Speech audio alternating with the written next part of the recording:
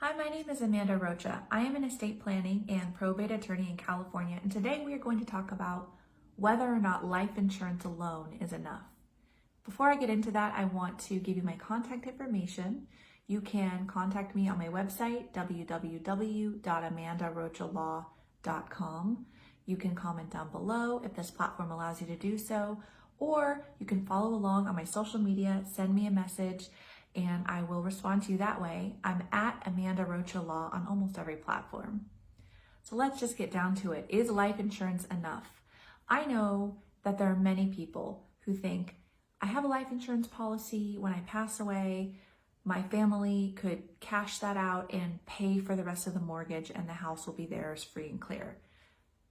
In theory, that sounds like a great idea, but here's why it might not work. First of all, life insurance depends on whether or not the policy can be made. And if you've tried to get life insurance when you are not either young or healthy, you know that the longer you wait to get a policy, generally the more expensive it's going to be. So if you don't already have a good policy in place, then it might be cost prohibitive to get a policy worth enough money to pay off your mortgage if you are, let's say, past your mid-50s.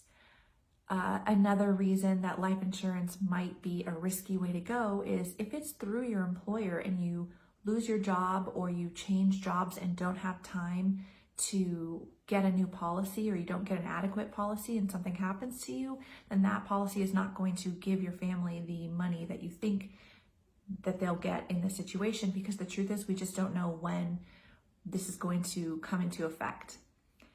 Most importantly though, even if you have a great life insurance policy, if your house is not in trust, then it is going to go through probate once both of the spouses, if you're married, have passed away in order for it to go to your children.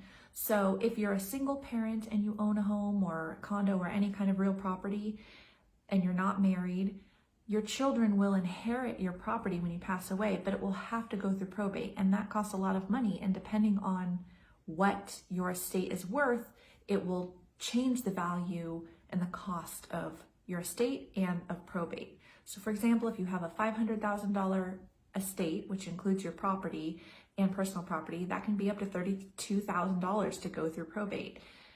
That's money that you wouldn't have to spend if you had a trust.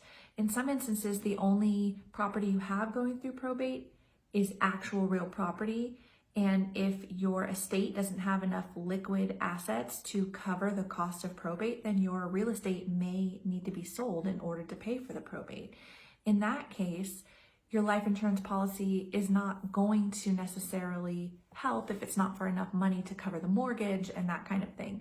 So my advice to you is, yes, have a life insurance policy by all means. There's a million great things I can say about having one, but also protect your assets with a trust and with wills, because if you don't, there's a possibility that that life insurance policy is not going to provide the protection you intend it to do. So I would recommend you work closely with a financial advisor and an estate planning attorney like myself. If you're in California, you can find me on my website at www.amandarocalaw.com. You can schedule an intake directly on my calendar. It's a free consultation. You don't have to call back and forth, email in order to get an easy appointment right away.